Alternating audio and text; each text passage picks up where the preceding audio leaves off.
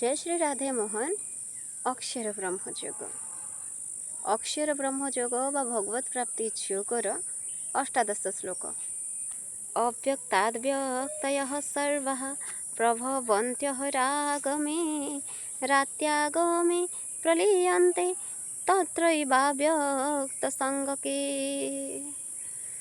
ब्रह्माजींकर दिवस आरंभरे समस्त जीव जात हुअन्ति एवं ब्रह्मांकर रात्रिर आरंभरे सेमाने समस्ते ध्वंस हो जाते। 19 श्लोक। भूतग्रामः स एवायं भूत्वा भूत्वा प्रलीयते रात्यागमे बसव पार्थ प्रभवत्यः रागमे। बारंबार दिन आसे, ब्रह्मांकर गोटे दिन परे आउ गोटे दिन आसे, समग्र जीव समाज पुणी क्रियाशील हो उठती।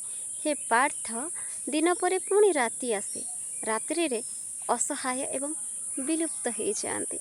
दिन परे पुणी राति आसे एवं राति रे सेमाने विलुप्त हो जाते।